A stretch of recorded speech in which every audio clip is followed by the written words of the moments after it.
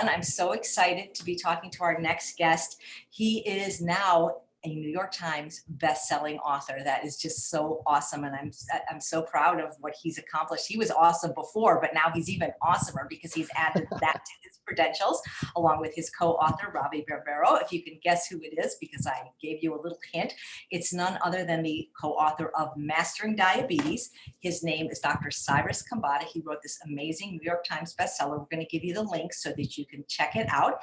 And he's going to talk to us today about some really amazing things relating to diabetes and health. Welcome, Cyrus. Thank you, Chef AJ. I totally appreciate it. And thanks for the opportunity to be here today.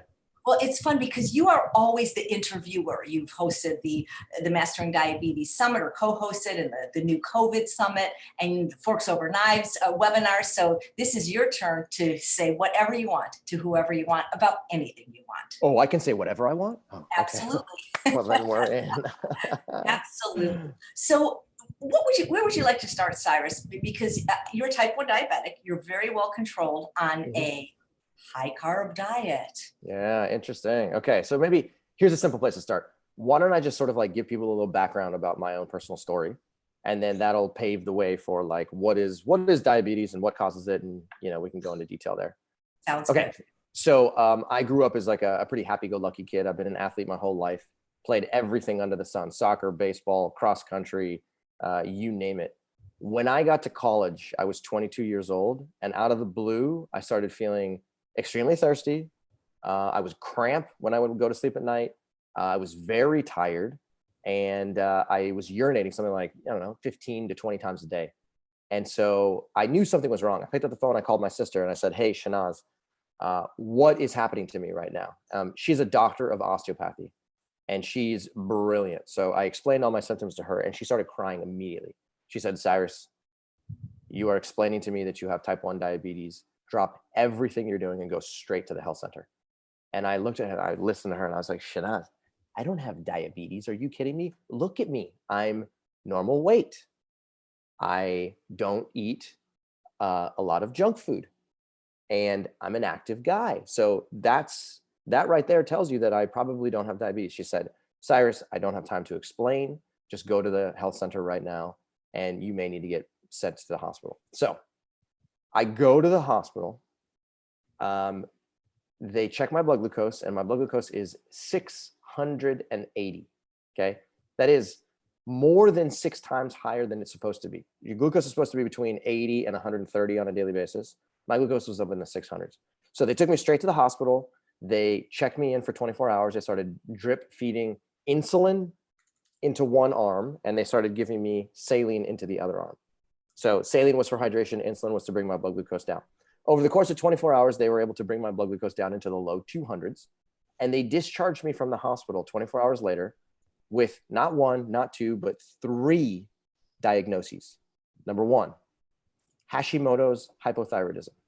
Okay, I had developed hypothyroidism over the course of the 6 months leading up to that, and it was definitive right then and there when they were looking at all my previous blood work. There's no question that I had hypothyroidism. Number 2, alopecia universalis. And alopecia is basically just a crazy scientific word to describe total hair loss. So that's what you can see. I have no hair, I have no eyebrows, no eyelashes, no ear hair, no hair, nothing. Okay.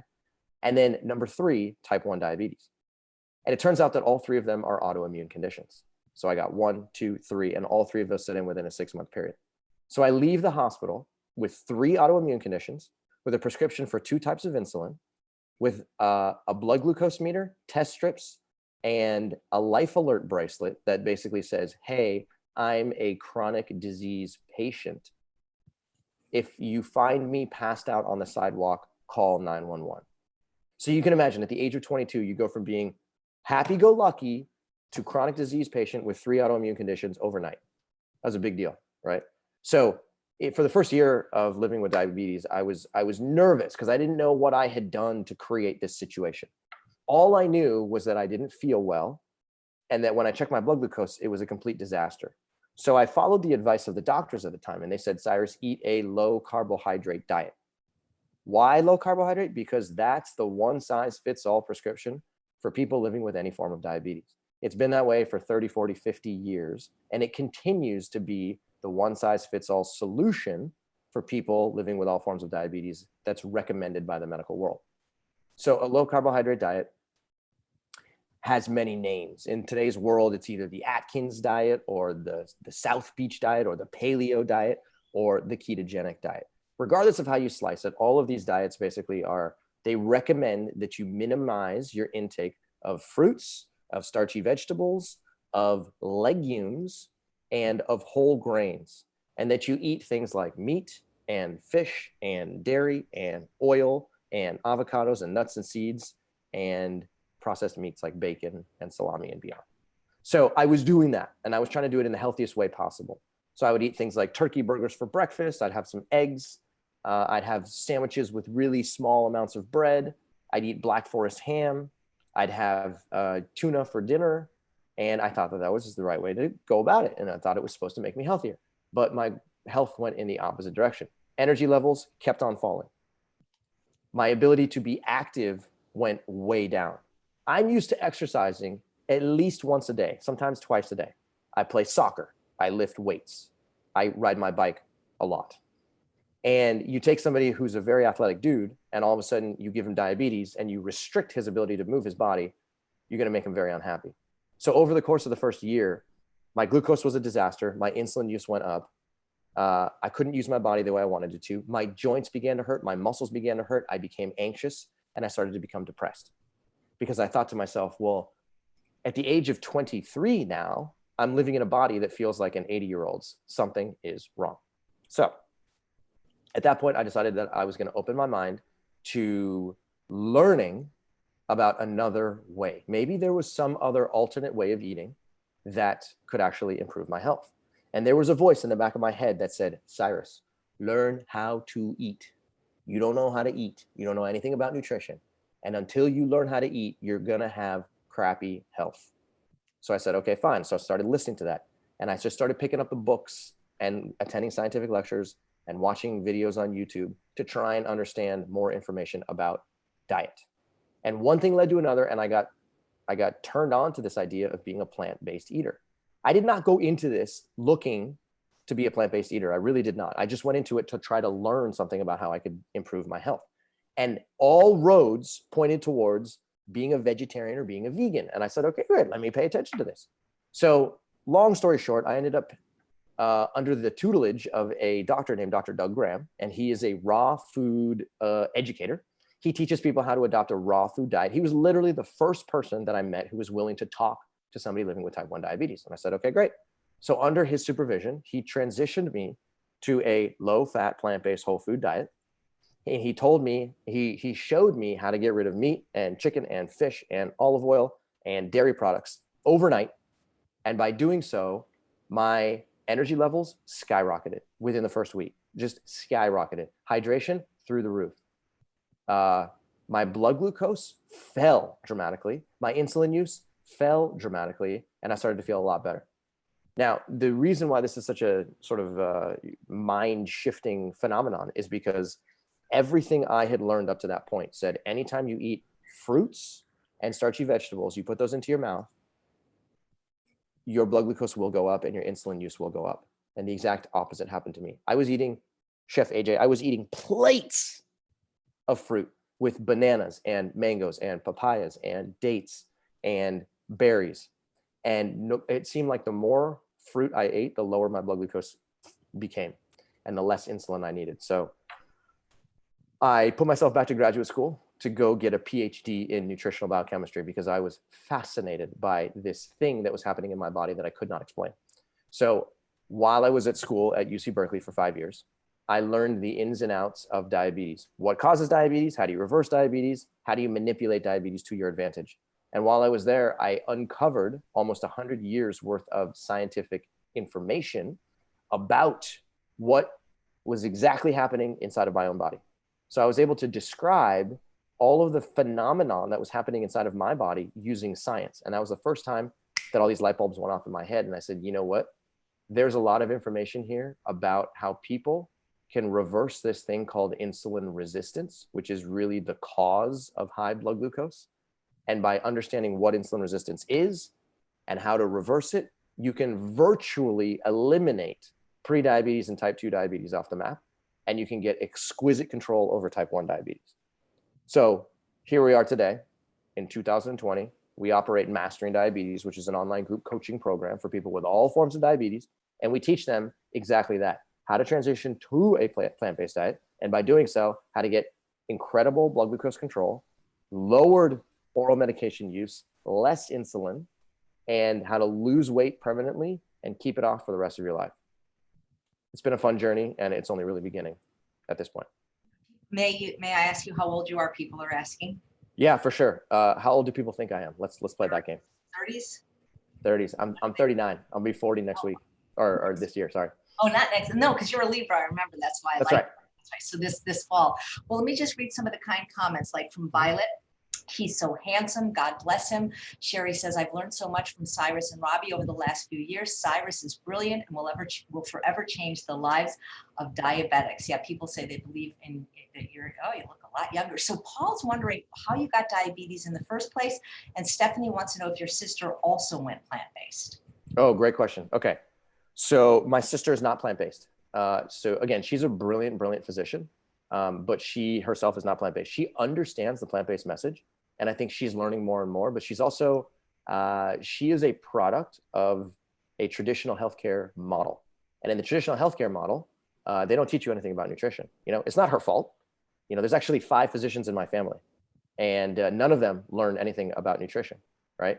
And so, unfortunately, they don't have the tools to be able to talk about diet. But after writing this book and after sharing this information with her, and after seeing the positive improvements that it makes to her patients, which she sends to me, she's now a believer that it makes a huge, huge, huge difference in, you know, the lives of people living with all forms of diabetes. And then secondarily, you asked me, how did I develop type 1 diabetes? And the answer is nobody knows the answer to that question. Okay. It's a very, it's a complicated question, because there's many things that the scientific world knows can increase your risk for type 1 diabetes, but there's no smoking gun. And it's almost impossible to try and find out, well, what perfect storm happened that made Cyrus type 1 diabetic but didn't make Chef AJ type 1 diabetic.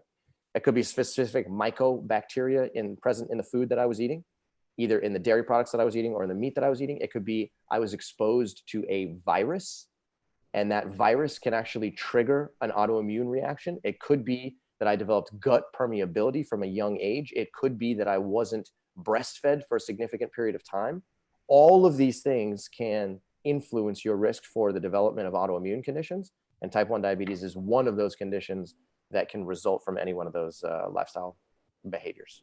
I wasn't breastfed at all, and I blame my mom for everything. She said, well, it wasn't fashionable in the 60s. My goodness, who cares if it wasn't fashionable? So she didn't do it out of an inability to do so. She just didn't think it was cool.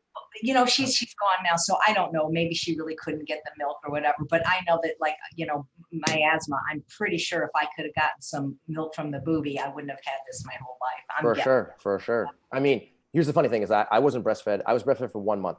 And then I was transitioned to cow's milk formula. And we know from a scientific perspective, that's not a smart idea. But again, I'm not going to blame my mom for that. You know, she didn't know at the time. She was doing everything she could. Yeah. So obviously, you still have alopecia because your hair didn't grow back. And right. We actually have something in common. I don't have eyebrows either. I mean, I have them tattooed now, but I lost my eyebrows when I was 14. So I'm wondering, you must have to wear a sweatband when you exercise, right? You know, it's funny. Sweat definitely does come down this noggin and come into my eyes a lot. I think I just subconsciously have become very good at just doing this all day long, you know, when I'm sweating and when I'm exercising. I didn't realize that you had tattooed eyebrows on. I do. I have a very good person, but it was something that always bothered me as a female, and I was never good at drawing them on every day. So finally, a few years ago, I got it done, and it's not permanent. Because sometimes with the permanent, it fades and it looks bad. So it's semi-permanent. So every 6 months she touches it up, but I still don't have eyebrows. So if I don't wear a sweatband when I spin, I like. Yeah. Right. Yeah, it gets all over the place. Are you still hypothyroid? Yes, I am still hypothyroid. However, the amount of thyroid medication that I use has come down. So it's like if you could graph my thyroid hormone use over the course of time, what you'll find is that I was increasing the amount of thyroid hormone that I had to use in order to achieve normal thyroid status. And that was going up and up and up. I started at 37.5 micrograms. Then it went up to 62.5 micrograms. Then it went up to 100. Then it went all the way upwards of 150 micrograms per day. And then as I was eating a plant-based diet and improving my insulin sensitivity and feeling like $1 million, 150 became 137.5, became 125, became 112. So I'm somewhere in that 100 to 112 range now per day. If I could be done with hypothyroidism, cool, sure, I'd take it, no problem. But I've actually seen and spoken with a lot of other healthcare professionals in this world that reversing hypothyroidism is actually pretty darn challenging. And it's not something that like, you know, you can just easily do in the same way that like you can adopt a plant-based diet and lose weight or reverse insulin resistance or reverse coronary artery disease. Hypothyroidism is one of those things that if you catch it very early in the process, you stand a good chance of being normal thyroid. But if you catch it 6 months or a year after it started, then the chances of you fully reversing hypothyroidism are pretty much slim to none. You know, and obviously I'm not a doctor, but the doctors I've interviewed, and you are a doctor, has said pretty much the same thing, that once you've started taking the medicine, then it's much harder to get off it than if you caught it right away and then did some of these things that we talk about too. Exactly right, 100%. And I mean, I would say the same thing is true for many different chronic diseases, but hypothyroidism tends to be something that's like a little bit more stubborn in the sense that, you know, if it goes on for 6 months or more, the chances of you reversing it are basically zero at that point, but you can still improve it without question. Sure. Well, I'll tell you what happened to me. And again, this is terrible that I was more concerned about aesthetics than health. I didn't get diagnosed till I was 50. I went on, I think it was 50 micrograms, and I just didn't want to be on medicine. And I did get off it safely with the help of the True North doctors. And I thought I was fine. And for a short time I was. And then all of a sudden, I literally grew a blonde beard. It's called lanugo. It's a symptom of hypothyroidism. I looked like a golden retriever. I was covered in fur, and that just freaked me out. I had to get my face waxed, and I'm like, fine, I'm taking the medicine. It's not worth it, you know? Yeah, exactly right. Exactly right. There's so many side effects that come along with being hypothyroid that it's just not worth playing that game. It's not like there's no shame. I mean, actually, that's one of the few conditions that you're not even discriminated against if you have health insurance, because it is so common and it's such an inexpensive medicine that they don't count it as a pre-existing condition. So there's no shame in being hypothyroid. 100%. There's really no shame in being hypothyroid. And it's one of those things that's actually pretty easily solvable in the sense that like, if you just take thyroid hormone on a daily basis, for which from my professional experience, there are 0 side effects from, then your normal thyroid, you have normal thyroid status, and you don't run the risk of losing your hair or being extremely sluggish or being unable to lose weight. And as a result of that, you can regain a normal lifestyle and a normal, you know, overall physiology. It's not like a statin medication whereby there's a whole collection of side effects, or blood pressure medication, which has a laundry list of side effects. You take thyroid hormone and the side effects are slim to none. And then you start to feel like $1 million at that point. Just feel normal. Do you find that you tend to be more cold as a person? You're asking a guy that lives in Costa Rica where it's 90 degrees all year round. The answer is yes. No question. No question. And that's probably why I moved to the desert where it's 90 and 100 all year round, because that's the one symptom I would say that never went away, is that always cold. But here I feel great. Yeah, exactly right. So you and I are going to do better in a slightly warmer environment. And you're right. Thyroid hormone. Thyroid is your master hormone. It regulates your temperature sensitivity, your appetite, your ability to gain or lose weight, your ability to gain or lose hair. It regulates your skin function, your digestive function, you name it. And so when you're low on thyroid hormone, or when you're not, you know, you don't have an ideal thyroid status, then your temperature sensitivity is one of the things that can, you know, be affected very quickly. And I've noticed that myself for sure. You are going to love this question, and I'm sure you've answered it in many interviews ad nauseum.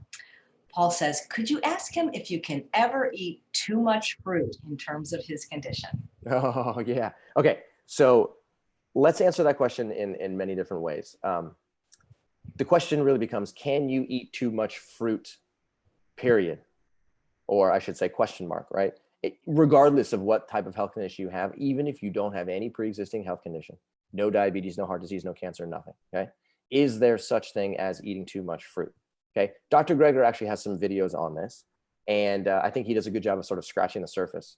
And that the conclusion that he comes to from actually having looked at clinical studies is that people who consume the most fruit actually have the best health, or biomarkers that suggest they have the best health.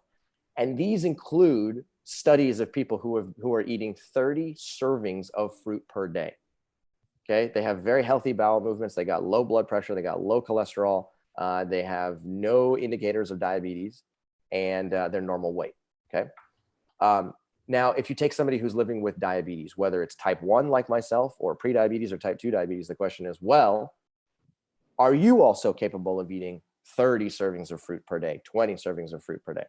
Now, here's the irony of the situation. When I first transitioned to a plant-based diet and was eating lots of fruit, I thought exactly what the rest of the diabetes world thought, which is fruit equals higher blood glucose. Fruit equals more insulin. Fruit equals more problems living with diabetes. And as a result of that, I should minimize it. But here's the catch. When you consume fruit, I want you to think about two things is happening. Number one, you're increasing your intake of a nutrient dense class of foods that comes pre-packaged with vitamins, minerals, fiber, water, antioxidants, and phytochemicals. Okay. So you're eating a very nutrient dense collection of foods. But in addition to that, the more fruit that you consume, the less saturated fat rich animal products you are likely to consume.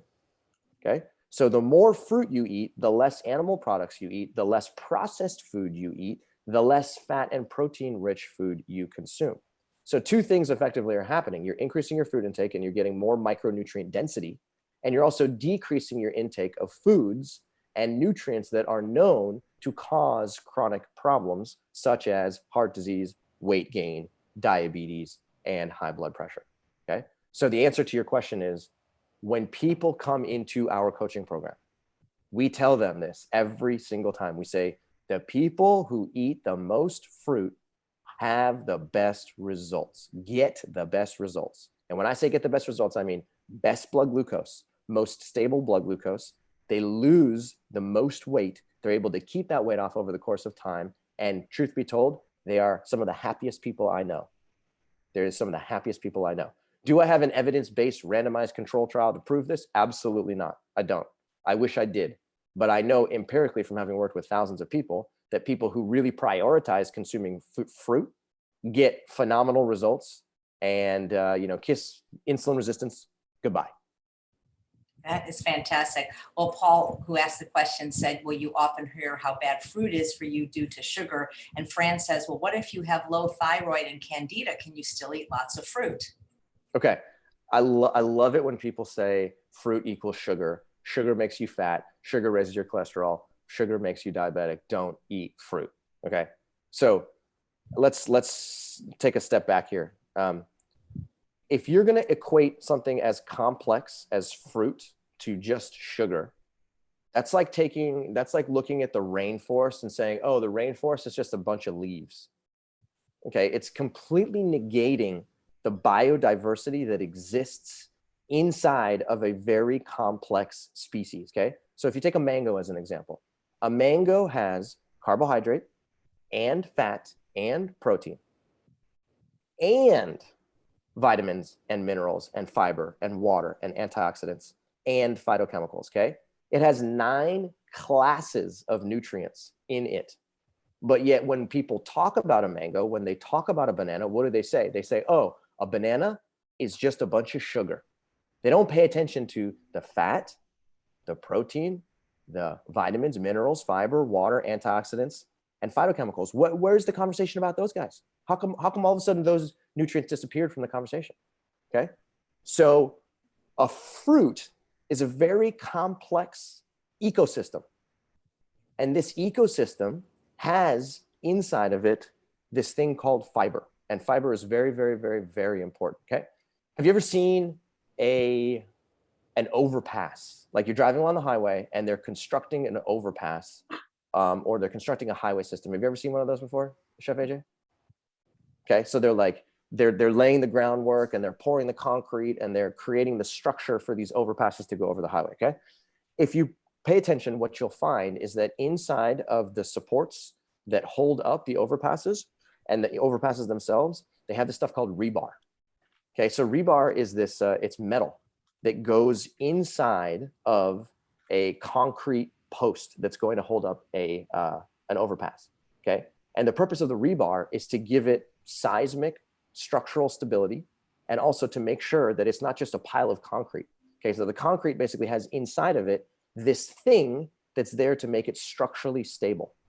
Okay. In the same way, a mango, a banana, those fruits have inside of it something that's designed to give it structural rigidity. And that structural rigidity is fiber. Okay. So the fiber inside of a mango is the rebar that holds the whole thing together. Okay. And then inside of that rebar, you get vitamins, minerals, fiber, water, antioxidants, phytochemicals, plus carbohydrate and fat and protein. So why is that important? Here's why it's important. If you take a mango and you cut it open and you put it into your mouth, okay, it takes time. So this mango piece is going to travel down your esophagus, it's going to get into your stomach, and then it's going to get in your small intestine. By the time it's in your small intestine, it's partially digested. But then inside of your small intestine, you have a whole collection of enzymes that are now specifically designed to start to break this thing apart and get the vitamins out of that fiber network and get the carbohydrates out and cut the carbohydrate down and get the protein and cut it and so on and so forth. That process takes time. And that's a good thing because the more time it takes, the more normal of a physiological response you will have to that food. Okay. So people think, oh, I'm going to eat some food or I'm going to eat some fruit and all of a sudden my blood glucose is going to spike. And the answer is it could, but chances are it's not going to because the fiber is a brake. It slows down the absorption of glucose and protein and fat and vitamins and minerals and fiber and water and antioxidants, et cetera, et cetera. And that's a good thing. Versus if you were to go take table sugar and you just take it out of a jar and you stick it in your mouth and you go and it travels down your esophagus and gets into your small intestine, there's no fiber, vitamins, minerals, fiber, water, antioxidants, protein, fat. There's nothing to slow down the absorption of that glucose and fructose into your blood. And as a result of that, it's going to get inside of your blood and it's going to get there very quickly, right? So when people say fruit equals sugar, I say, no, no, no, no, no. Fruit equals 9 classes of macro and micronutrients. And those 9 classes act as a brake to slow down the absorption of glucose, not sugar, into your blood. And oh, by the way, glucose is a fuel for your muscles, your liver, your brain, and many other tissues. So try not to think about fruit as being equal to sugar because from a physiological and biological perspective, it's way too simplistic and is just factually incorrect. Wow. It's so funny. We were talking about a doctor that I mentioned I really like, and he's watching, Dr. Reddy. He says hello. Oh, Dr. Kaushik, how you doing, buddy? You know, I don't want to embarrass you, but Emma says he is looking hot, 3 exclamation marks. He is married, but yes. So well, thank you. I appreciate it. That's always good to hear. You know, when you talked about fruit, there's just such a misconception about diabetes in general, not just lay people, but doctors, that it's caused by sugar when in fact, we know, and I'm sure you're going to talk about this, it's caused by fat. And it's interesting, Cyrus, because when people come to me for weight loss or food addiction, they go, I'm a real sugar addict. And I go, really? You have trouble with Twizzlers? No. You have trouble with gummy bears? No. You have trouble with Sour Patch Kids?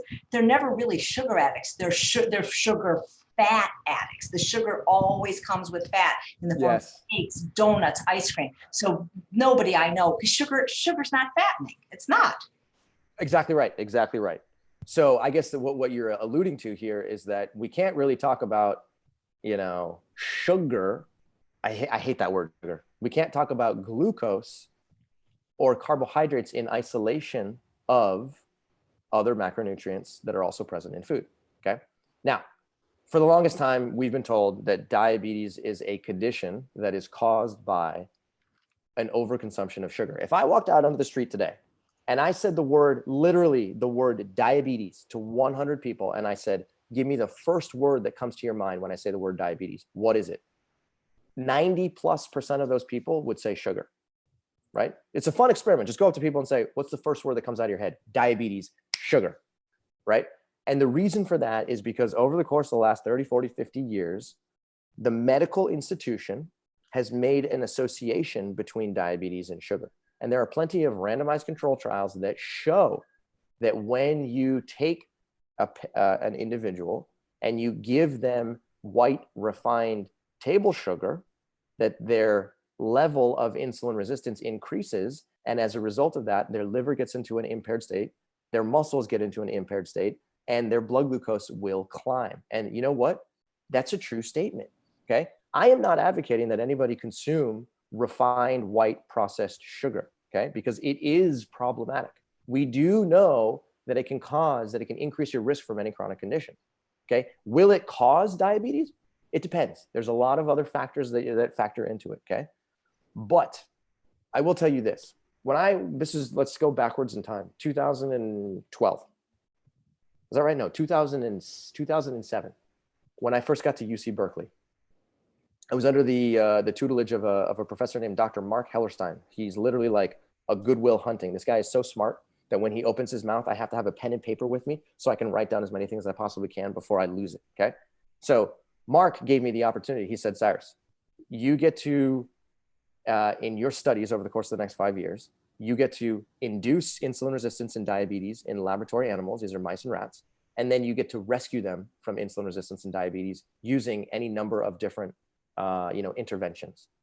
So I had two responsibilities. Number one was to make laboratory animals insulin resistant. And then number two was to rescue that insulin resistance and then make them, quote unquote, normal again. And it was a fun experiment because you get to learn how to turn on diabetes and how to turn off diabetes. Now, when I first started learning about what was going to induce insulin resistance, I went into the literature with this preconceived notion. The preconceived notion was sugar causes diabetes. Sugar causes insulin resistance. So I started reading.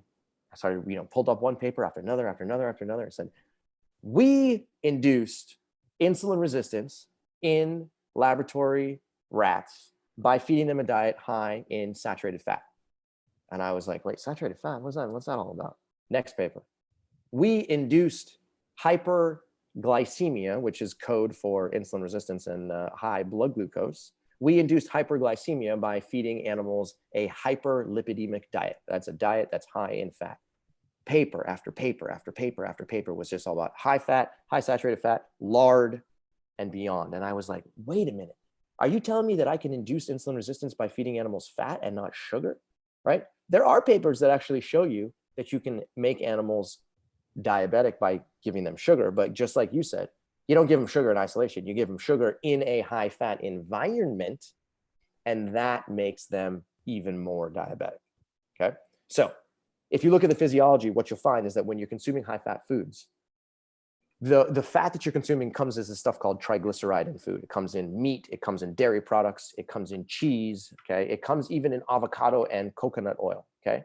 This saturated fat, the triglyceride molecule, you consume it, it goes down into your esophagus, it gets into your small intestine. Inside of your small intestine, the triglyceride molecule gets torn apart, and the fatty acids that are on this triglyceride molecule get absorbed into your blood, and then they get distributed to tissues all throughout your body.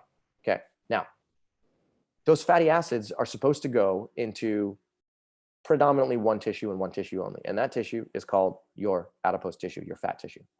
Okay. So your adipose tissue is everywhere. It's in your neck. It's in your armpits. It's in, the side of your chest. It's in, for women, they have some in their breasts. For men, they got some in their butts. You got some in your legs. It's all over the place. Okay. And that adipose tissue is actually a very safe place to keep fatty acids. So you consume fat-rich foods. If those fatty acids ended up only in their adipose tissue, then there really would be no problem, and diabetes really wouldn't be that big of a deal. The problem is that these fatty acids go into your adipose tissue, but they also go elsewhere. They also go into your muscle, literally into your muscle tissue, okay? Wherever you have muscle, they can get inside of that muscle. They can also get inside of your liver. And that's okay in small quantities. But when you overconsume fat-rich foods, which is very common in the standard American diet or in a low carbohydrate diet, then you overwhelm your muscles and you overwhelm your liver with excess fatty acids. And when they become overwhelmed, the first thing that they do is they try and block more fatty acids from coming in. Here's the catch. They suck at it. There's very poor biological mechanisms to block fatty acids from coming into tissues. And as a result of that, they say, well, we can't really block these fatty acids from coming in, but we can block this thing called insulin. And if we block insulin, we can slow down the rate at which these fatty acids come in. And we can also block glucose from coming in, because you know what? We don't want any more stuff. We don't want any more energy. So keep it outside. So they basically mount a defense, or they mount a resistance to insulin. And as soon as they mount this resistance to insulin, they become insulin resistant. So your muscle cells actually create their own amount of insulin resistance. They initiate insulin resistance as a self-protective mechanism, and your liver does the same thing. So as soon as that happens, the next time you go eat a banana that has glucose inside of it, the glucose is supposed to be able to get inside of your liver and muscles. And when insulin knocks on the door and says, hey, liver, muscles, knock, knock, I got this glucose in the blood, do you want to take it up? Both of them say, no, no, no. Remember that whole insulin resistance game we're playing? Sorry, I'm not open for business right now. Go away. So they stop paying attention to insulin. They keep glucose in your blood. And as a result of that, you eat a banana, and then you check your blood glucose an hour later, and you look at your blood glucose meter, you go, oh, that's weird. My blood glucose is 174. Oh, that's weird. My blood glucose is 226. What's going on? I just ate one banana. Oh, I know. I guess bananas are bad for me. That's what people say. I guess potatoes are bad for me. I guess quinoa is bad for me, because every time I eat these carbohydrate-rich foods, my blood glucose goes through the roof. And the answer is, it's not the banana's fault. It's not the quinoa's fault. It's not the potato's fault. It's not the mango's fault. It's not the papaya's fault. It's everything that you ate before those foods, those carbohydrate-rich foods, that caused a traffic jam inside of your muscle and liver, that caused insulin resistance and blocked glucose from getting inside of those tissues. So if you can go backwards and you can get rid of that insulin resistance that's caused by excess fatty acid consumption, then you get to a point where you can literally shovel carbohydrate-rich foods into your mouth, and the glucose gets inside of your muscles and liver exactly where it's supposed to be, and there is no problem. I love the way you simplify it and explain it, because sugar isn't the culprit, but it becomes the culprit because of the pre-existing environment that it was in. It's sort of like when we get these outbreaks of E. coli and they recall spinach. It's not from the spinach, it's from the cow that pooped, and the spinach. Yeah. Valid. Yeah, you're right. You're like, don't blame the messenger, right? The banana is the messenger. The spinach is the messenger. Blame the cause and go figure out what it is that started the problem, and then try and fix that problem. And if you can do that, then you'll realize that saturated fat is the molecule that's most highly associated with the development of insulin resistance and high blood glucose. And I'm not saying that you want to eat a zero saturated fat diet. That's not even possible. I'm saying just reduce your intake of saturated fat. And then that way you can dramatically improve your blood glucose, in the same way that you identify the cow that was pooping in a pile that wasn't maintained properly, that then ended up causing E. coli contamination inside the grocery store. Right. Don't you wish Walter Kempner was alive so that we could have him on our summits? Because if sugar was bad and fruit was bad and white rice was bad, how the heck did he reverse diabetes feeding the people those three things? I know his rice fruit diet. This is Walter Kempner back from the 1950s. He was a professor at Duke University, and he basically was trying to teach people how to reverse hypertension. And that was his main goal, was to reverse what's called malignant hypertension. And it was considered incurable at the time. So he put people onto this rice fruit diet, which he invented. Rice, white rice, fruit juice, and table sugar. He literally added table sugar to people's food.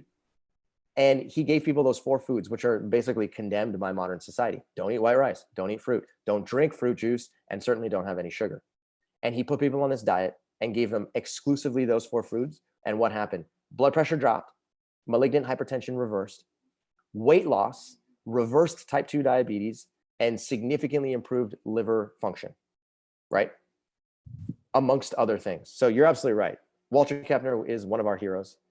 And it would be great if he was alive today. And I wish Pritikin was alive too. All these people that I wish I had known, and I've met people that have known both of them. And I'm like, God, or what's his name, Dennis Burkitt. I wish I could have known all these people. 100%. When I was little, I just wasn't that interested in this stuff when I was little. So I know you've talked a little bit about insulin resistance, but Rithvik keeps saying, please ask him my question the way I asked it, which is, what is insulin resistance in general for lay people? Why is it so important for optimal health? Okay. Rithvik, what's up, my man? I love that guy. Okay, so so here's the what is insulin? He said insulin sensitivity. Can you please talk about it? So insulin sensitivity. Okay. Actually, those are his words. Okay, so we just did the insulin resistance story, right? So let's just back up here real quick. Insulin resistance is the condition that's caused by the excess consumption of saturated fat that causes a traffic jam inside of your liver and muscles that prevents glucose from leaving your blood. So it's literally a traffic jam of glucose inside of your blood. Now, insulin sensitivity is the inverse, the opposite of insulin resistance. If there was a way that you could eat that would dramatically improve, or should I say, maximize your insulin sensitivity, then what would happen is that your liver and muscles would be able to easily uptake glucose from the blood when it was present. Okay? So the way to do that is to allow your liver and muscles the opportunity to communicate with insulin effectively, and to be able to communicate with insulin freely and openly, such that small amounts of insulin, whether that insulin comes from your own endogenous pancreas or whether the insulin comes from a needle or a syringe like it does in my situation, okay? You want to make it such that small amounts of insulin are able to transport large amounts of glucose into your muscles and into your liver. Okay, so it really, the way to think about insulin sensitivity, and the thing that a lot of medical professionals get wrong, is that most people think about insulin sensitivity as just being a measurement of either glucose or insulin, one of the two. And you'll see this a lot in the sort of like conversations they have. Oh, well, your glucose is well controlled, therefore you don't have insulin resistance, right? Oh, looks like your fasting insulin is low, therefore everything's fine. And the answer is no, no, no, no, no. Insulin sensitivity is a measurement of glucose and insulin at the same time.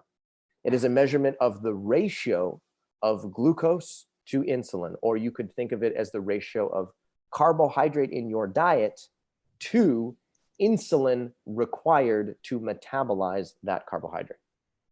Okay, so in someone like me, okay, previous to a plant-based diet, the amount of carbohydrate that I would eat on a daily basis was about 100 to 125 grams per day. So let's just do some simple math here. Suppose I was eating 125 grams of carbohydrate per day. I would inject approximately 40 units of insulin. So you do the division of the two. 125 divided by 40 is about 3. So what that means is that on a daily basis, it took 1 unit of insulin to metabolize 3 grams of carbohydrate. Okay, every 3 grams of carbohydrate that went into my mouth required 1 unit of insulin to keep my blood glucose controlled.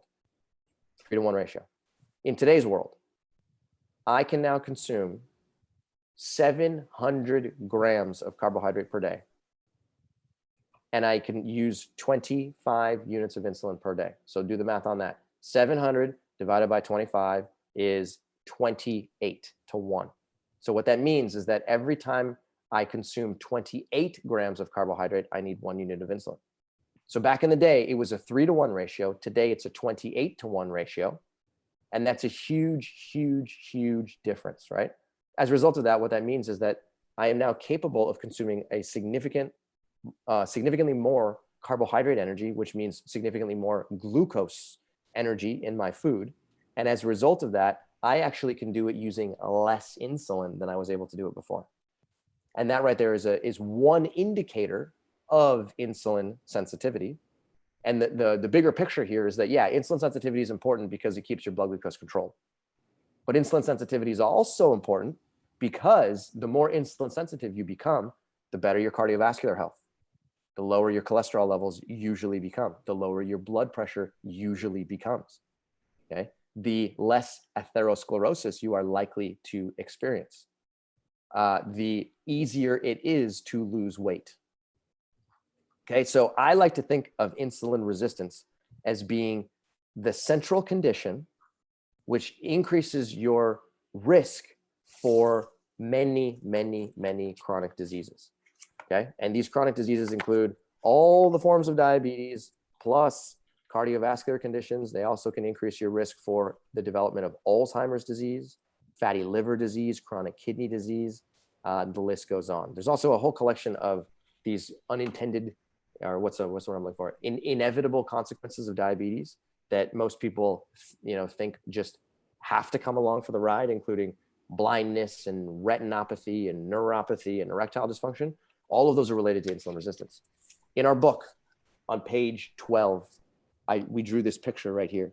And you can see that insulin resistance right there is the center cog inside of a wheel. And that wheel has a whole collection of conditions that are influenced by insulin resistance. In other words, if you become more insulin resistant, then the risk that you run for developing each one of those conditions goes up. Okay, so that's why it's important. It's just literally the thing that influences your overall chronic disease risk. And the lower you can get insulin resistance, the better your overall health will be, period, end of story. That's amazing. This would be a great t-shirt. And this could be, everyone could be a different color. It would be like beautiful. Oh, there you go. That's a great idea, actually. Somebody that could design it. So I'm sure your numbers blow your doctor away, or any doctor away. Yeah, it's like the numbers are so far beyond their comprehension that they don't even engage in conversation with me. I'll be honest with you, Dr. or Chef AJ. I don't really go to the doctor that much anymore because I don't really get that much value out of the relationship. I go to the doctor obviously to get my A1C measured and to make sure that my lipid panel is under control.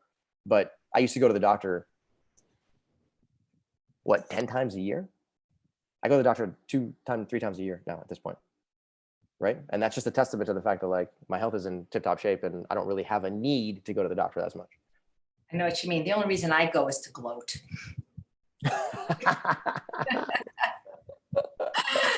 Really? Reason, Debbie wants to know, can a type 2 diabetic who has had a kidney transplant go vegan? I remember watching a webinar with Dr. McDougall. He said that if you have kidney disease, you better damn well be vegan, and especially if you donated your kidney, because now, so let Ellie answer that. Yeah, for sure. So kidney transplant means you got to be on immunosuppressive drugs for, unfortunately, the rest of your life. Let's put it this way. As you become more insulin resistant, like I said, it increases your risk for many chronic diseases. One of those diseases is called CKD, chronic kidney disease. Chronic kidney disease progresses in stages. And if you get to chronic kidney disease stage 4, you then are likely to need dialysis and or a kidney transplant. And what we have seen is that people at stage 1, stage 2, stage 3 can reverse chronic kidney disease and go back to stage 0 normal kidney function, or very close to stage 0 normal kidney function. People who are on dialysis and or get a kidney transplant are still going to benefit from improving the quality of the nutrients in your diet. And here's why. Your kidneys are highly, highly susceptible organs.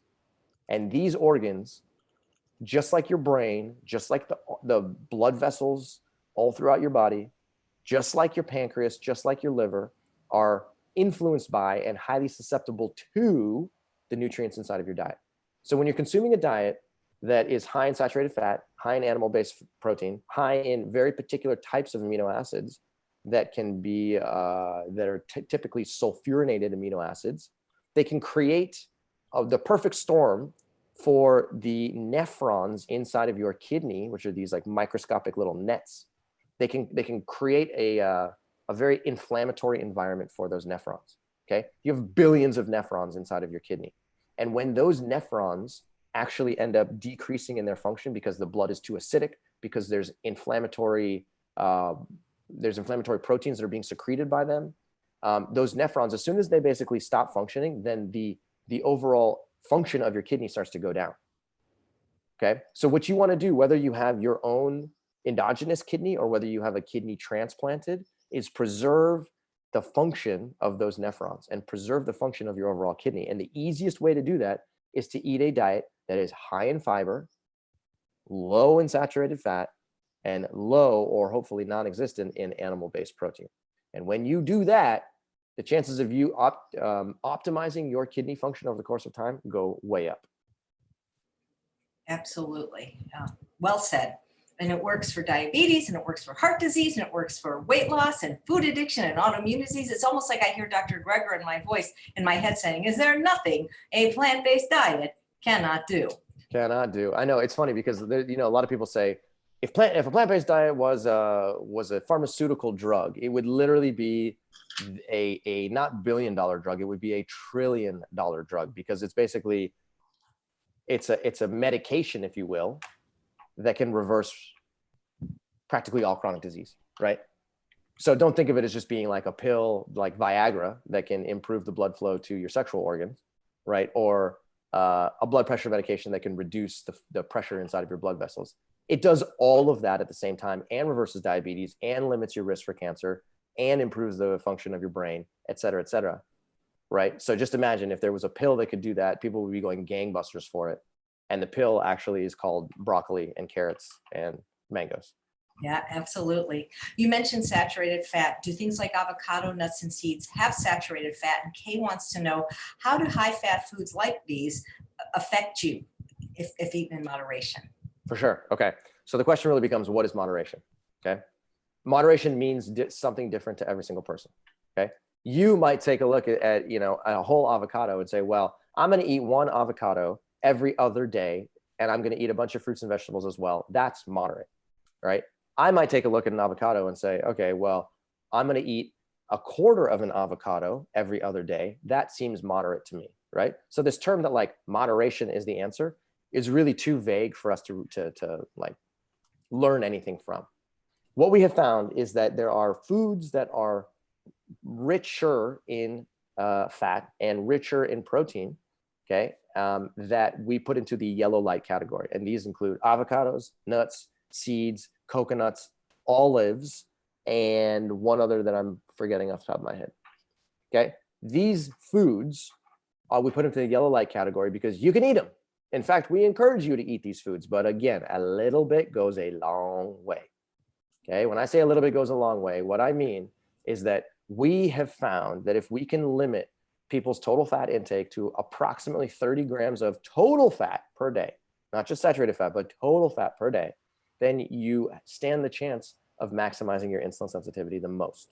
Okay, so whether that fat comes from nuts or seeds or avocados or olives or coconuts, it doesn't matter. The total amount of fat that you get from those foods, plus the fat that you're getting from bananas, plus the fat that you're getting from butter lettuce and from black beans and so on and so forth, all of that put together, if you can keep that less than 30 grams per day, then you can optimize your blood glucose control very well, and you can keep yourself very insulin sensitive. Right. And you are the guys, you and Robbie, that's how well, actually I had met Dr. Rick Dino before, but it was your interview in Mastering Diabetes that got me to know him, because you can even have enough fat not eating nuts, seeds, and avocado. I'm eating omega-3 fatty acids if you're willing to eat enough greens. That's absolutely right. You absolutely right. Yeah. And there's this whole, you know, a lot of confusion here about omega-3 fatty acids and whether you can get enough on a plant-based diet. We don't have to go into like mad detail about that right now, but the answer is yes, it's very easily doable. And you don't have to be consuming very many fat-rich foods in order to make that possible. Absolutely. I have not added any fat to my diet in 8.5 years, and I'm not dead yet. So Yeah, I don't eat legumes, and I'm not dead yet. So we'll see. We'll see who's the last man standing. You know, it'd be so funny if I do drop dead and they'll put on my tombstone, because she didn't eat nuts or beans. Right. That becomes like your claim to fame right there. Exactly. Oh boy. So Sherry wants to know what you think of fruit and vegetable smoothies. So I'm guessing that's like a green smoothie. Fruits and vegetable smoothie. The answer is they're awesome. They're awesome for you. Okay, so let me just put it this way. In general, what we do advocate is that you consume as much food in its whole state that hasn't been run through a food processor or a blender as possible. Okay, so I would rather that you actually chew your vegetables and chew your fruit rather than putting them through a blender and then turning it into a smoothie and consuming it. And the reason for that is because, just like we were saying earlier, rebar, aka fiber, is good. It acts as a brake and it slows down the ability of nutrients to get inside of your bloodstream, and that is a good thing. When you throw a bunch of fruits into a blender, you break the rebar, aka fiber, and as a result of that, it's a little bit easier for nutrients to get inside of your blood, and they get there a little bit quicker. Okay, so if you're an active individual and you exercise frequently and you're close to your normal body weight and your blood pressure is low and your fasting insulin is low, you have a greater chance of being able to consume smoothies without any, what's the word I'm looking for? Without getting a high blood glucose, or without, over consuming on calories. But if you are significantly overweight, if you are sedentary, if you have a high degree of insulin resistance, you have high blood pressure, you have high cholesterol, then the chances of you consuming smoothies and getting away with it go down. Okay. So you're going to have to judge that for yourself based off of, overall, whether or not you are in a more insulin resistant state or a more insulin sensitive state. And the more insulin sensitive you become, the higher your opportunity is for consuming things like smoothies and stuff that's gone through a food processor. Makes perfect sense. Mom of 4 kiddos says, should we limit the amount of dates we eat for weight loss or blood sugar? And maybe you can explain, Cyrus, some people say dates are a fresh fruit, but if that's true, why is the caloric density of them 1,300 calories a pound? I thought dates were dried fruit. Yeah. Okay. So dates are, you can buy them in the grocery store as, quote unquote, fresh. And when you do that, you literally are going to buy a branch. You're going to buy a branch, and the dates are going to be like attached to that. Right. And you can pick them off, and they are extremely juicy. I don't know if you've ever seen this in the grocery store. Have you seen that before? Yeah, I've seen them actually in the kosher grocery store, but I live in the date capital of the world, and it's mostly dried dates here. Yeah, right. You're in the Indio Valley, so you get dried dates all over the place. So if you find fresh dates in the grocery store, trust me, you will know, because you are literally going to buy a branch off of a tree and stick that in your shopping cart. Okay. The date that is fresh, that comes in that state, is very juicy, and you put it in your mouth, and it just kind of like oozes all over your mouth. Right now, the dates that you buy in the grocery store at Whole Foods or at Trader Joe's or in any other, major grocery store come in a package, and the amount of water in them is actually significantly less. Have they been put into a dehydrator? No, they've been air dried over the course of time. So in the Indio Valley, they'll literally pick them off of the date palm, and then they'll put them into like a warehouse, and they'll store them properly so that over the course of another couple of weeks or months, they actually become smaller and smaller and smaller and smaller and smaller, and then they become more dehydrated. They still have some water content in them, but they're just more dehydrated. And as a result of that, their calorie density goes up and up and up and up and up. Okay. So the answer is, they're not like a fully dried fruit, and they're not a fully undried fruit. They're basically somewhere in the middle. Okay. Dates are a yellow light food. I've probably eaten conservatively over the course of the last 15 years. Let me do the math on this. 300 times, what's 300 times 15? 4,500. 450? I'm guessing. 4,500. I'm bad at math. Okay. I've probably eaten I kid you not, 4,000 pounds of dates since I first became a plant-based eater. Like, it is absurd how many dates I used to eat, like, at least a pound a day. Right. And did it cause my blood glucose to go high? No, it did not. Again, because I exhibit the characteristics of somebody who's very insulin sensitive. I exercise frequently. I'm at my normal body weight, excellent lipid panel, and my glucose tolerance is very high. So I can get away with eating dates. Let's put it that way. Okay. Very nutrient dense food. Highly recommend them. But I'm able to get away with them because I'm so active. So what I would recommend doing is, when you're going to consume dates, have a few of them at a time, literally like 2 to 3 dates at a time. And that's it. And then put them away. Dates are absolutely addicting. They're sweet, they're candy. And you can easily say, oh, no, I don't eat that many dates, right? You eat a couple now, you get a couple more. Before you know it, you've eaten 12 dates for the day. And at, 18 grams of carbohydrate per medjool date. Okay, that can add up to a significant number of grams of carbohydrate and or a significant number of calories. Correct me if I'm wrong, Chef AJ, but I think one medjool date is something like 70 calories. Yeah, 75 actually. It's 75. I mean, you could have a pound of zucchini for the same amount of calories. That's exactly right. So if you snack on dates and you have a couple for breakfast and a couple for lunch and a couple for dinner, okay, before you know it, you've eaten, let's say you had 6 dates at 75 calories. That's 450 calories. And that can happen very quickly. So the answer is, if you want to eat dates, be very cautious of them. They can pack on a significant number of calories, but they're incredibly tasty. Don't get me wrong. Yeah, and well, the problem is, when I ate dates, I always liked them stuffed with peanut butter or almond butter.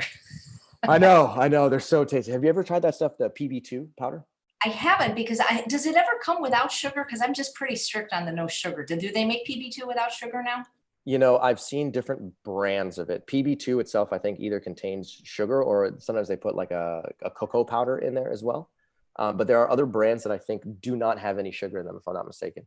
And if you can get your hands on that, it's like a defatted peanut powder that you can just put a little bit of water in and it replicates peanut butter. And then you can stick it inside of your dates and eat them again. And it tastes like $1,000,000.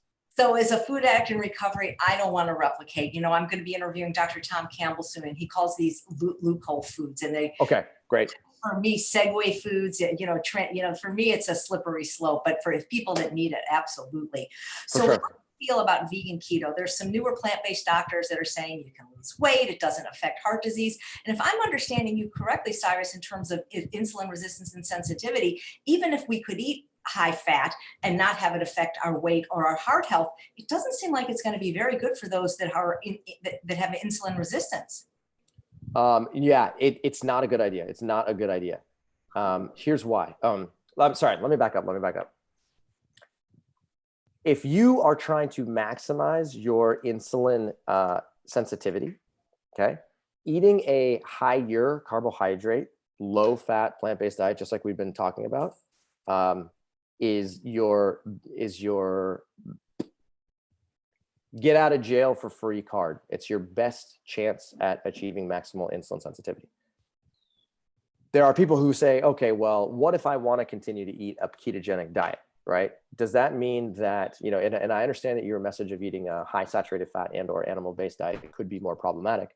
What if I were to eat a plant-based ketogenic diet that's low in carbohydrate value, but is coming with mainly vegetable and, plant matter? And the answer is sure. It's better. It's definitely better than eating a ketogenic diet from animal sources, but your insulin sensitivity is not going to be maximized. In fact, you are going to be quite insulin resistant as a result of eating lots of avocados and nuts and seeds and olive oil and coconuts. Okay. So your level of insulin resistance baseline will be higher. And as a result of that, your ability to eat carbohydrate rich anything is going to be lower. Okay, so the more insulin resistant you become, the lower your glucose tolerance is. Now, is that a bad thing? Okay, the answer is, from a cardiovascular perspective, it improves your health. If and only if you compare to somebody who has poor cardiovascular health to begin with. Okay, so your average person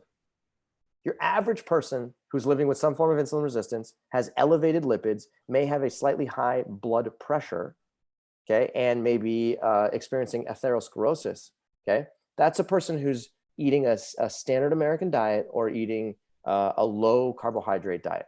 When you consume that, if that's your baseline, then moving to a plant-based ketogenic diet will improve your health. But what I'm saying is don't stop there, okay? You're going to improve your health by going to a plant-based ketogenic diet, no questions asked. But you're going to improve your health even more by going towards a low-fat plant-based whole food diet, right? So if I'm giving you an option of improving your health a little bit or improving your health a lot a bit, which one are you going to take? Right? It really depends on, you're going to take, you're just like me. You're going to take the thing that's going to maximize your chances of, improving your overall health, right? So what I tell people is like, listen, a plant-based ketogenic diet is going to be better than eating a standard American diet or a low carbohydrate diet. So good, do it. But I want you to realize that there's an even better way. And the even better way that's associated with lower risk of chronic disease and maximizing your insulin sensitivity is a low-fat plant-based whole food diet. So why wouldn't you try that? Amen to that, brother. So a lot of people are asking, how long does it take to have good insulin sensitivity, reverse insulin sensitivity, permanently lower your A1C, control your blood sugars? How long will it take if they are compliant? Okay, if you're compliant, at least 25 years. I'm joking. If you're compliant, okay, here's what I noticed. When I transitioned to a low-fat plant-based whole food diet, like I said earlier, under Doug Graham's supervision, I did it overnight. I went cold turkey because I wanted to, and that's the kind of personality I have. And I was in a pretty crappy state at that point with my own personal health. So I made that transition. I did it overnight. I do not recommend doing it overnight because it became challenging. But I started to see improvements in my blood glucose and a reduced physiological requirement for insulin within 24 hours. It was a very quick change. Did that mean that I reversed insulin resistance in 24 hours? No, not even close. Okay. It took me many, many, many months to get to a point where I had truly minimized my insulin requirements, where my blood glucose was very stable, and where my energy levels were extremely high, and my lipid panel was nice and, was my total cholesterol was low, my triglycerides were low, and my blood pressure was fantastic. Okay. It took a little while to get there. For me, it took me about, 3 months or so. But that was also because I was also coming from a perspective of, I was already normal weight and I was already quite active to begin with. Okay.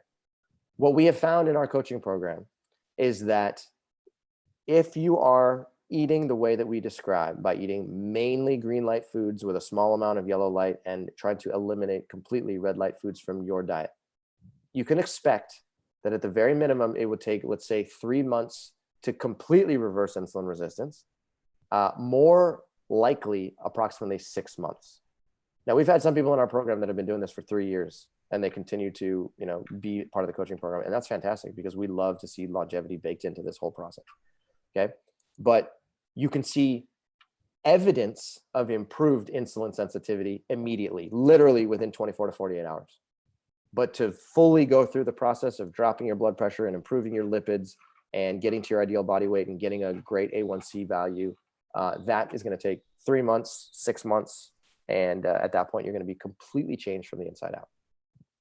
Wow. Do you have time for 2 more questions? Absolutely. I got whatever you want. Because I just realized the whole reason I asked you to allow me to interview you was to ask you a specific question about grains. And I got so involved in hearing your passion about diabetes and the questions that I almost forgot to ask my question, you guys, which is why I brought him here in the first place. Let's do it. That I actually read in this book. So I work with a very small segment of the plant-based world. I'm not trying to be the be all and end all on veganism for everybody. I work with people that identify as food addicts or people that suffer from processed food addiction and that are usually trying to lose weight as well. And I've run this program for over 8 years, and I've work with just only a few thousand people, but that's not nothing. And what I found is they do better with savory breakfasts, meaning that if they start their day in a savory way, whether it's beans and greens or vegetables and sweet potatoes and broccoli, and that for many of the people in this group, when they start their day in a sweet way, it just kind of sets their day up to have more sweet cravings. And what I'm talking about is a breakfast that compared to like an Egg McMuffin is a suitable breakfast that many plant-based doctors recommend, oatmeal and fruit, but they don't eat the whole grain oat groat or even the steel cut oat. It's usually the rolled oat. And the reason I believe that rolled oat is processed is I used to be a pastry chef at a restaurant. I was a vegan pastry chef in a non-vegan restaurant.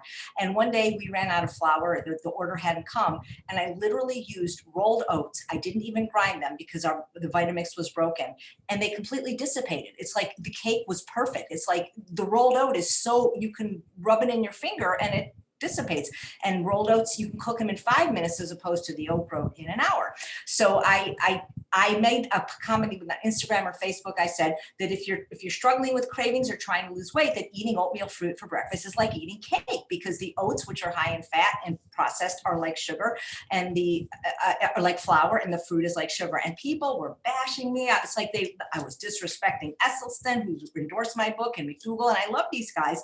But then I read something in your book that I thought was very interesting on page 222. And it says, we have found that eating oatmeal can cause unwanted blood glucose elevations in people living with a medium high or very high level of baseline insulin resistance. So what do you think about rolled oats? Okay. I'm so glad you brought this question up because it could become very, very confusing. Brenda Davis. I like to call her Brendapedia because there's literally nothing that woman does not know. Okay. She opened my eyes to this thing that she refers to as the whole grain hierarchy.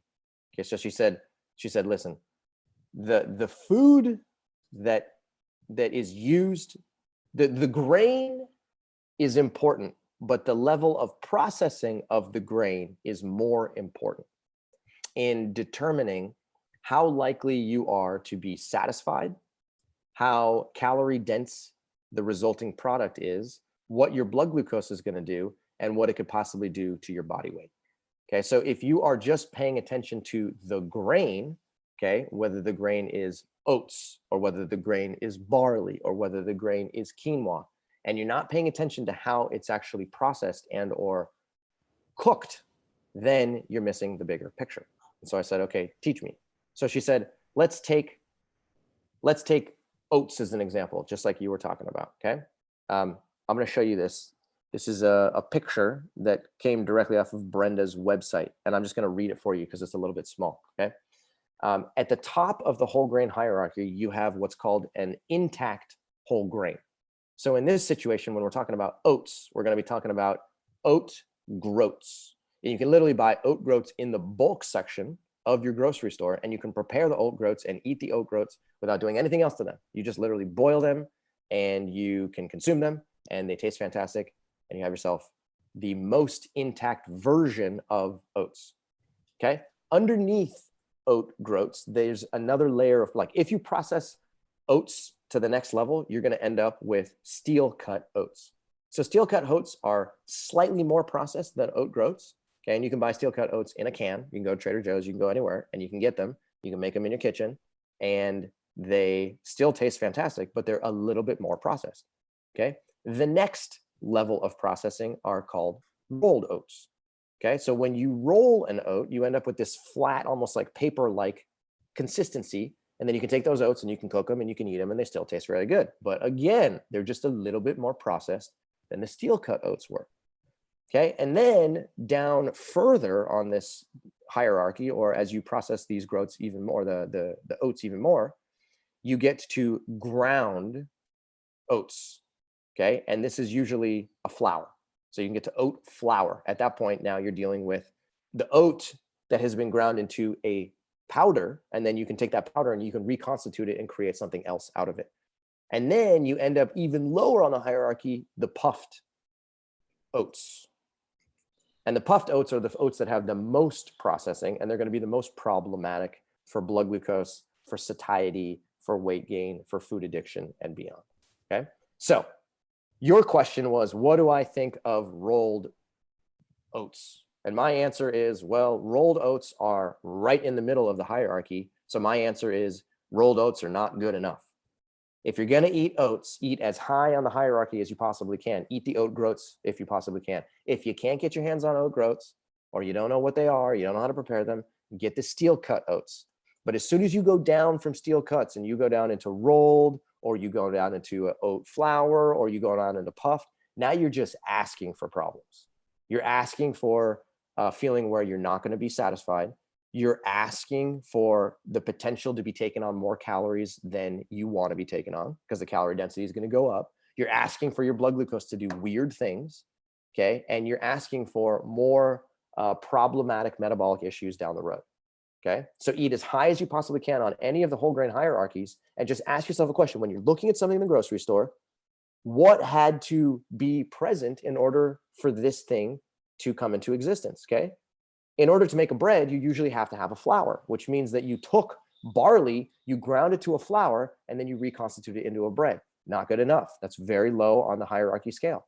Okay, why don't you just eat the spelt or the buckwheat or the oats or the barley without any processing? And when you do that, then you can maximize your chances of getting the most micronutrients, the least amount of processing, and you can maximize your overall health. Does that make sense? I could kiss you right now. Whole grain hierarchy. Yeah. I love it. I hope my wife didn't see that. Well, you got girls calling you hot on this feed, so you know, if the shoe fits. So last question, and Paul has been chomping at the bit. I promised him I was going to ask it. So what do you eat in a typical day? What do I eat in a typical day? Okay, let me take you into my kitchen. Let's have some fun here. All right.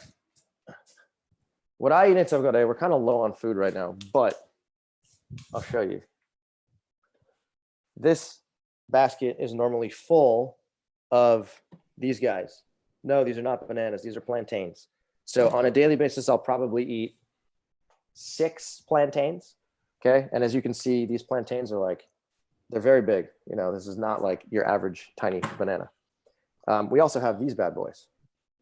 These are mangoes. These are Costa Rican mangoes that smell like they just came off of the tree.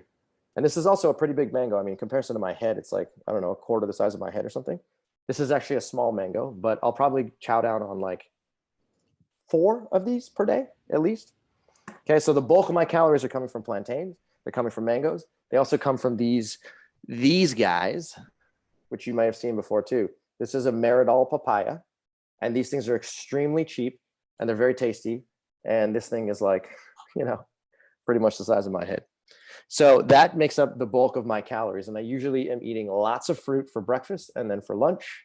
And usually by the time I hit the middle of the afternoon is when I transition over towards more beans and vegetables.